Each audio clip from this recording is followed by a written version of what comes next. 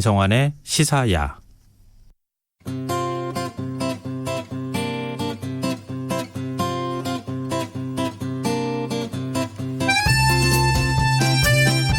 코로나19 세계적 대유행 선언 이후 세계보건기구 WHO에 대한 비판의 목소리가 큽니다. WHO 사무총장이 코로나19 사태 초기 중국의 눈치를 보느라 비상사태 선언을 지연시킨 게 아니냐 이런 의혹이 제기되면서 지금 현재 사퇴 요구까지 나오는 상황인데요. WHO가 친중 행보를 보이게 된 이면에는 국제기구를 장악하려는 중국의 전략이 숨어있다 이런 분석도 나오고 있습니다. 어떤 이야기인지 세계 이면에서 한번 살펴보겠습니다. 외신캐스터 전주현 씨 나와 계십니다. 안녕하세요. 네, 안녕하세요. 네, 지금 WHO에 대한 비판의 목소리가 전 세계적으로 나오고 있어요. 그렇습니다. 네. 말씀하신 것처럼 사실 팬데믹 선언도 굉장히 늦었잖아요. 이미 네. 퍼질 대로 퍼졌는데 늦었죠. 굉장히 뒤늦게 해서 늑장 대응이다 이런 얘기도 있었고 친중뿐만이 아니라 일본이 그 크루즈 선에 있던 네. 감염자는 빼달라라고 얘기하니까 또 그건 빼서 따로 집계를 하고 있잖아요. 그래서 이렇게 강대국에 휘둘리는 행보를 보이면서 아주 비판을 많이 받고 있습니다. 그래서 사실 세계보건기구가 정식 명칭인데 이게 아니라 중화보건기구, 최악보건기구, 우한보건기구 이렇게 불러야 된다는 목소리까지 나오고 있어요. 지금 미국 최대의 청원 사이트죠. change.org에는 이 거브라여수스 사무총장에 대한 사퇴 요구 청원이 지속되고 있습니다. 근데 WHO면은 사실 지난번 메르스 사태나 사스 사태 뭐 이럴 네. 때도 그렇고 존재감이 많이 이렇게 그렇습니다. 부각이 됐거든요. 세계 보건 정책의 지표를 항상 제시하던 그런 기관이었고 네. 우리가 그 WHO가 얘기했어 그러면 굉장히 이렇게 신뢰를 하는 그런 분위기였잖아요. 그렇죠. 네. 근데 이번엔 왜 이러는 거예요? 그렇습니다. 이 지금 2006년에 우리나라 네. 출신의 이종욱 사무총장이 타계한 이후에 마가렛 첸 이제 홍콩 출신의 사무총장 체제가 되면서 그때부터 사실 변질되기 시작했다. 이런 비판이 조금씩 나오기 시작했어요. 왜냐하면 2013년에 시리아에서 소아마비가 유행을 했는데 적절한 방역 지원을 하지 않았습니다. 그래서 시리아 정부에 기소를 당하는 일이 있었어요. 그리고 이듬해 아프리카에서 에볼라가 창궐을 했는데 그때도 늑장 대응을 해서 비판을 많이 받은 적이 있습니다. 그런데 2017년에 수장이 된 현재 거브라여수스 총장이 더 비판을 이제 많이 받고 있는데 작년에 게임 이용 장애에 질병 코드를 부여했어요. 그래서 과연 기억나요. 굉장히 큰 반향을 불러일으켰던 사건이었죠. 전문성 논란이 불거졌고요. 독신과 동성애자를 장애인으로 분류해서 국제적인 반발을 낳았습니다. 물론 이제 이 해당 규정이 장애인으로 분류된 사람들에게 난임 부부와 동일한 수준의 시험관 아기 시술 우선권을 부여하기 위한 목적이 있긴 했습니다. 네. 그래도 불필요하게 질병 코드를 남발한 게 아니냐 이런 비판도 받고 서서히 지금 무슨 요즘은 WHO가 무슨 얘기를 해도 믿지 않는 그런 분위기가 조금씩 나타나고 있는 것 같아요. 이런 상황에서 코로나19 사태 딱 터지고 난 그렇습니다. 다음에 뭔가 눈치 보는 것 같아? 이렇게 하니까 훨씬 비난이 커지는 거잖아요. 그렇습니다. 말씀드린 것처럼 114국에서 11만 명 이상의 확진자가 발생한 뒤에야 3월 11일에서야 팬데믹 선언을 하면서 비난을 많이 받았고 바이러스가 처음 시작됐던 중국에 대해서는 이제 중국은 조금 서서히 잦아드는 분위기이고 세계가 중국에 빚을 졌다 이렇게 얘기했잖아요. 거기가 8만 명으로 막았기 때문에 세계가 중국에 빚을 졌다. 시진핑 국가주석의 리더십과 지도자적인 역량이 감탄스럽다. 뭐 이런 중국의 편향된 발언을 정말 많이 해서 사람들이 이렇게 좀 이상해하는 그런 일이 많았었어요. 빚을 졌다고 말하기는 좀 그렇잖아요. 이건 아니죠. 네. 그래서 이제 외신들도 WHO가 강대국에 치우친 행보를 보이면서 사실상 회원국들로부터도 무시를 당하고 있다 이렇게 지적을 했는데 사실 코로나19가 발병한 초기부터 바이러스와의 전쟁을 WHO가 지휘를 해야 되는데 중국에게서부터 관련 정보를 사실 제공을 정확하게 받지 못했죠. 그런데도 제재도 하지 못하고 그런 분석이 많았습니다. 그래서 지금 실제로 WHO에 가입한 국가들은 국제보건규칙에 따라서 각국의 발병 상황 정보를 공유할 의무가 있는데 사실상 지금 거의 지켜지지 않고 있는 것으로 알려지고 있습니다. 뭐 치료제가 개발이 되거나 이렇게 하면 WHO가 다시 좀 존재감을 좀 키울 수는 있을 것 같은데 현재로서는 지금 사실 존재감이 없다고 해도 과언이 아닌데요. 그렇습니다. 왜 이렇게 중국 눈치 보는 거예요? 거브라여수스 사무총장이 친중 성향의 인물이다 이런 얘기가 있기 때문인데요. 고향이 이제 에티오피아였어요. 태어났을 때. 근데 이곳이 지금은 에리트리아로 독립을 해서 지금 거브라여수스 사무총장 예, 국적은 에리트레아입니다. 근데 이제 에티오피아에서 계속 자란 거나 마찬가지니까요. 영국에서 보건학 면역학으로 박사학위를 받아서 아프리카 출신으로는 2017년에 처음 WHO 사무총장이 됐는데 그때 처음으로 의사 출신이 아니었는데 사무총장이 됐었죠. 근데 그 선거에서 지금 에볼라 사태 당시에 특사를 맡았던 영국의 감염병 전문가 나바로스라는 후보랑 이파전을 벌였습니다. 네. 사실은 나바로스가 유리하다 이런 평가가 많았거든요. 근데 중국이 적극적으로 나서서 우리가 앞으로 WHO에 향후 10년 동안 우리 돈으로 매년 1조 원씩 10조 원을 지원하겠다라면서 우리는 공개적으로 거버러여수스 후보를 지지하겠다 이렇게 얘기를 해버린 거예요. 그리고 중국의 외교관들이 개발도상국들의 표를 대거 몰아줬습니다. 네. 그래서 거버러여수스 사무총장이 당선을 하게 되는 일이 있었어요. 그러니까 당연히 그럴 만하다 약간 이런 얘기가 나오고도 있고요. 그리고 사실 미국이 트럼프 대통령이 취임한 이후에 유엔에 대해서 하는 일도 없이 방만하다 이런 얘기를 하면서 7,500억 원의 지원금을 삭감했습니다. 그리고 지금 코로나19가 이렇게 유행하고 있는데도 내년 회계연도 예산안에서 이미 770억 원을 삭감할 것을 제안한 그런 상황이기도 해요. 네.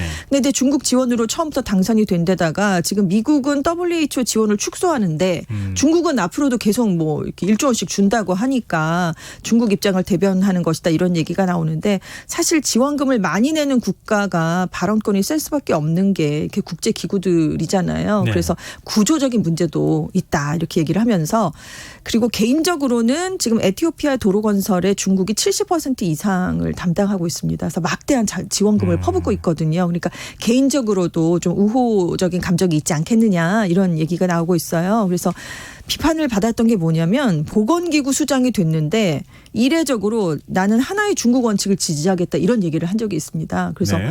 아니 정치적 발언을 보건기구의 수장이 왜 하나 이런 비판이 그때 나오기도 했었습니다. 네, 에티오피아가 그 아프리카 국가 중에서 제일 경제 성장률을 주목해 볼 만한 네네. 국가이기도 하고 네. 지금 그 뒤에 중국도 적극적으로 그렇습니다. 에티오피아를 지원하는 네. 이런 게 같이 맞물려 떨어지면서 네. 지금 WHO 사무총장이 저렇게 중국을 왠지 의식하는 듯한 네. 그런 행보를 보이고 있다 이런 얘기군요. 그렇습니다. 아, 참 이게 경제력이라는 게 이렇게 무섭습니다. 국력이라는 게. 그렇습니다. 네. 근데 지금 방금 전에 말씀하셨던 것처럼 만약에 중국을 인정하고 대만을 부인하는 이런 네. 일이 벌어지면은 네. 어떻게 되는 거예요? 이게 정치적으로 이렇게 판단을 WHO가 해버리면은 네. 이건 큰 논란에 휩싸일 수 있는데 그렇습니다. 이렇게 되면은 방역 문제는 네. 이거 어떻게 하는 거야라는 질문이 나올 수밖에 없잖아요. 사실 지금 대만이 코로나19 사태에서 굉장히 방어를 잘하고 있다라는 모범 국가 중에 하나로 평가를 받고 있잖아요. 네. 왜냐하면 오늘 오전 기준으로 봤을 때 확진자가 363명이고요. 사망자는 5명을 기록하고 있습니다. 그러니까 다른 나라들과 비교했을 때 정말 선방을 하고 있는 상황인데 그래서 지금 세계적으로 많은 국가들이 대만의 노하우를 배우고 싶다 이런 얘기들을 많이 하고 있어요. 그런데 지금 세계보건기구는 대만을 회원국으로 받아들이지 않고 있는 상황입니다. 왜냐하면 말씀드린 것처럼 하나의 중국이니까 중국. 예. 하나의 국가만 하나의 국제기구에 가입을 할 수가 있잖아요. 그래서 이런 상황에서 WHO가 주도하는 세계보건정책에 대만이 체득해온 방역 노하우가 전혀 반영이 되지 않아서 오히려 국제사회에 좀 해가 될 수 있지 않겠느냐 이런 우려가 나오고 있습니다. 그래서 대만이 지금 보면 코로나19에 대한 긴급회의라든가 주요 전문가 브리핑에 참여할 수가 없는 상황이에요. 그래서 전문가들이 지금 이런 건 지금 옳지 않다 이런 얘기를 많이 하고 있고 근데 WHO가 공식 석상에서 안 그래도 이런 얘기가 계속 나오고 있습니다. 그런데 네. 언급하는 것조차 좀 부담스러워하는 모습이에요. 왜냐하면 에일워드 WHO 사무총장이 지난달 28일에 홍콩 방송과 인터뷰를 했습니다. 그래서 네. 기자가 WHO가 대만을 회원국으로 받아들인 걸 재고하겠습니까? 라고 물어봤거든요. 네. 그랬더니 한동안 침묵을 했어요. 그러더니 잘 들리지 않는데요. 다음 질문으로 넘어가 주세요 했는데 기자가 그냥 넘어가겠습니까? 또 물어봤겠죠. 그랬더니 갑자기 통화가 끊긴 거예요. 그래서 통화가 끊겼다가 다시 전화가 연결이 돼서 또 기자가 재차 물었는데 네. 아까 중국 얘기 다 하지 않았나요? 이러면서 말을 돌리는 그런 모습을 보였습니다. 그러니까 굉장히 부담스럽다는 얘기죠. 그래서 그동안 안 그래도 대만을 승인하지 못하게 중국이 WHO에 압박을 가하고 있다 이런 비판이 많았는데 이번에도 이제 이런 문제가 불거지니까 대만의 회원국 승인 문제는 회원국들이 다 결정할 문제다. 뭐 이렇게 좀 돌려서 얘기를 하기도 했습니다. 대만 입장에서는 네. 선의에서든 네. 아니면 정치적 목적이든 네네. 간에 뭐 대만의 좋은 방역 어떤 대책이라든가 네. 이런 것들을 전 세계 국가들한테 알리고 싶은 욕심이 있을 거 아니겠어요? 그 분명히 있겠죠. 그리고 그걸 알고 싶은 국가들이 사실 더 많을 겁니다. 도움을 그렇죠. 받고 싶으니까요. 네. 그래서 지금 코로나19 대처에 대만은 사실 여유가 좀 생기면서 지금 마스크 같은 의료 물자를 전 세계에 보내고 있습니다. 심지어 유럽에 지금 마스크 700만 장을 보내겠다라고 약속을 했는데 중국이 지원을 약속한 220만 장의 3배 수준이에요. 그래서 지금 앞으로도 더 많은 의료 자원을 지원하겠다라고 대만이 입장을 밝히면서 지금 코로나 외교를 하고 있다 이렇게 얘기를 하는데 그만큼 중국은 심기가 더 불편할 수밖에 없겠죠. 그렇죠. 왜냐하면 여기에 이제 화답을 해서 미국 쪽이 대만과 미국 간의 화상 포럼을 열기도 하고 뭐 이러면서 하나의 중국을 내세우는 중국을 좀 자극하고도 있습니다. 그래서 지금 중국 정부는 코로나19 확산을 중국에 대한 압박 또 대만의 복귀를 위한 정치적 게임으로 이용해서는 안 된다는 걸 미국과 대만이 알아야 된다 이러면서 아주 강력하게 반발하는 그런 뜻을 나타내고 있습니다. 중국은 정치적이진 않고요. 네, 그러니까요. 사실 똑같죠. 참, 네. 그리고 이 친중 행보를 보인 WHO 사무총장 네. 이전에도 뭐 몇 가지 논란이 있었다면서요? 그렇습니다. 2017년에 짐바브웨의 무가베 대통령을 아프리카 친선 대사로 임명을 했어요. 그러면서 무가베 대통령이 아프리카의 보건 향상에 기여했기 때문입니다. 이렇게 사유를 밝혔습니다.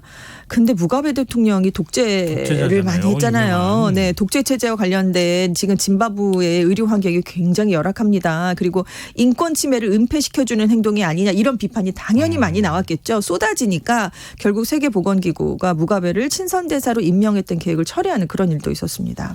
그리고 아까 말씀하셨던 것처럼 게임 중독 질병 코드를 등록하는 그래서 사실 깜짝 놀라기도 하고 그렇습니다. 야 이거 게임도 이제 질병이야. 네네. 게임 중독도 질병이야. 네. 공식적으로 WHO에서 인정했어. 그래서 그렇습니다. 큰 화제를 모았거든요. 2017년 말에 한번 얘기했다가 전 세계가 이제 혼란에 많이 빠졌었잖아요. 그래서 반발이 커지니까 이제 조금 좀 보류를 했다가 2019년에 결국 질병 코드 6C51이라는 걸 부여했습니다.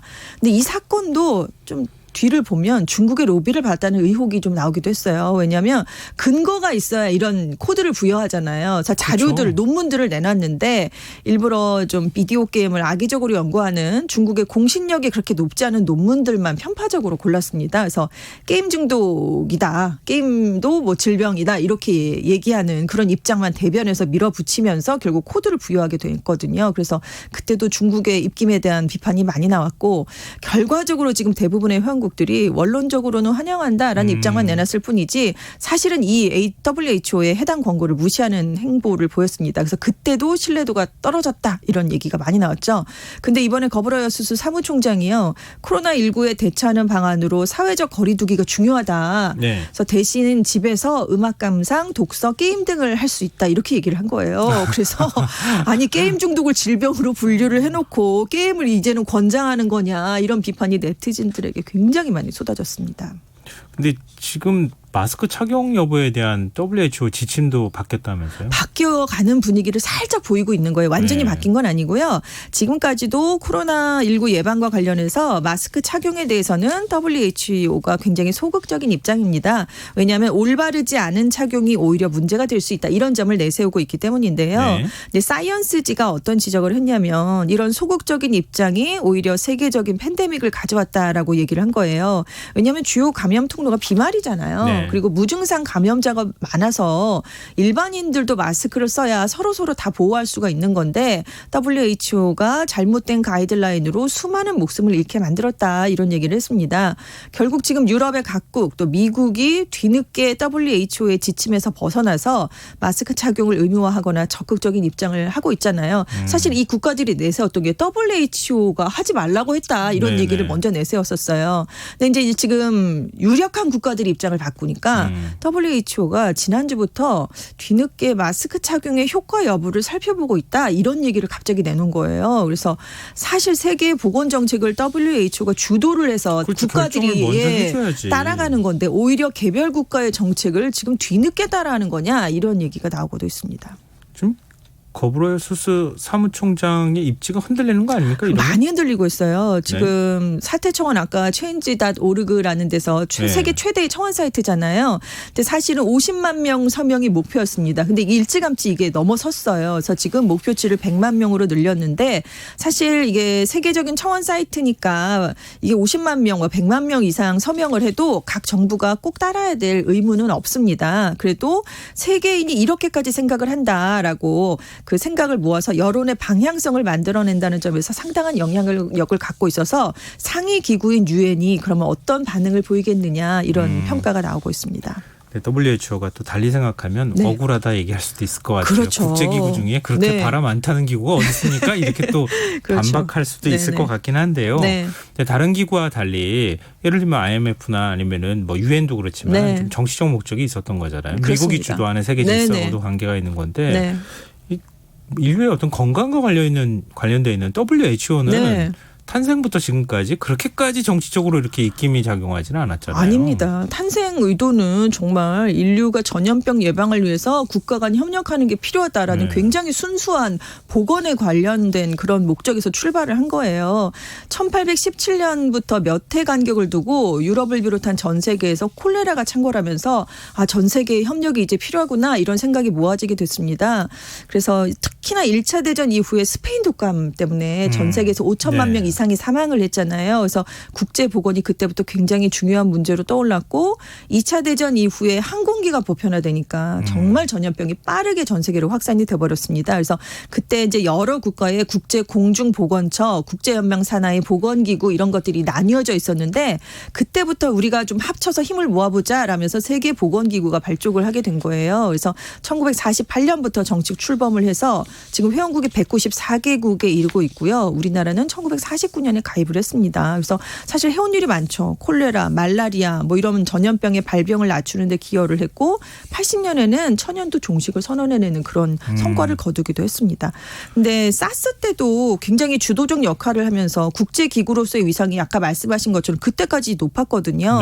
근데 2008년 글로벌 금융위기 이후부터 분위기가 살살 바뀌었는데 사실 국제적으로 많은 국가들이 다자간 외교 같은 것들을 중요하게 여겼는데 협력이나 그런 풍조가 조금 사라졌습니다. 자기가 살기 힘드니까요. 우리 국가의 생존이 먼저 약간 이런 풍조가 좀 퍼지면서 이런 국제기구들에서도 회원국들의 연대가 좀 약해지는 모습이 나타났습니다. 그러니까 또 미국의 영향력도 좀 이제 축소가 되고 줄어드는 상황에서 그렇습니다. 중국이 갑자기 G2로 막 부상하면서 돈을 막 지원하고 이러면서 국제기구가 전반적으로 같이 흔들리는 모양이 나타나고 있는 것 같은데요. 그렇습니다. WHO 미래는 이렇게 되면 어떻게 되는 겁니까? WHO가 이제 이게 말씀드린 것처럼 국제적인 연대가 약해졌다는 근본적인 점이 변하지 않는다면 다음에 사무총장이 사실 친중 인사가 아니더라도 바뀌는 게 크게 뭐 달라지는 게 있겠느냐라고 얘기가 나오고 있지만 다만 이번 사태로 세계보건기구의 역할은 정말 중요하구나라는 점을 사람들이 깨닫게 된 거죠. 그래서 지금 트럼프 행정부라든가 유럽 국가들도 좀 보다 적극적으로 나설 가능성이 있다 이런 시각도 있어요. 그래서 지금 강제력이 없는 WHO이긴 하지만 이제 현실이 달라졌으니까 여기에 맞는 국제 규범을 정비해야 된다 이런 목소리가 나오고 있습니다. 이렇게 쭉 WHO 얘기하지만 사실 이종욱 전 사무총장 우리는 한국인으로서 사무총장 WHO 사무총장 됐다 그래서 굉장히 반가워했던 게 기억이 나거든요. 이 전 사무총장이 또 한편으로 그리워지네요. 그리워지죠. 이분이 백신의 황제라는 그런 별명을 갖고 계실 정도로 뭐 소아마비 백신을 접종한 걸 굉장히 크게 늘려서 유병률을 낮추는 그런 일도 하셨고 사스 때도 긴급 상황이 발생하면 30분 안에 관계자가 모여서 회의를 열 수 있게 했는데 그 시스템이 신종플루 그리고 메르스 발병 때 진가를 발휘했던 것으로 평가를 받고 있습니다. 조류독감 치료에도 큰 성과를 거두는데 애를 쓰셨고요. 가난한 나라가 낸 분담금도 섞여 있으니까 우리가 이걸 아껴야 된다면서 비행기 1등석을 한 번도 타지 않은 굉장히 검소한 면모를 보이신 걸로도 유명해요. 근데 2005년에 임기 2년을 채 못 채우고 뇌경색으로 사망을 하셨죠. 그래서 그때 당시 조지 부시 전 미국 대통령이 수백만 명의 건강을 위한 최고의 보건 책임자였다라는 추모사를 남기기도 했습니다. 그래서 이번 사태에 약간 거브라이수스 사무총장의 행보를 보면서 이종욱 총장이 더욱 그립다 이런 말들이 많이 나오고 있습니다. 또 차기 사무총장을 좀 한국인이 해서 좀 정치적 바람을 좀 덜 탔으면 좋겠습니다. 그렇습니다. 이렇게 또 정치적으로 냉혹합니다. 국제 기구라고 하는 게. 네, 지금까지 세계의 이면 외신캐스터 전주현 씨였습니다. 오늘 말씀 고맙습니다. 네, 감사합니다. 오늘 모바일 쿠폰 당첨자는 홈페이지 공지사항에서 확인하실 수 있습니다. 편안한 밤 되시고요. 전 내일 다시 찾아뵙겠습니다. 지금까지 시사평론가 김성환이었습니다. 고맙습니다.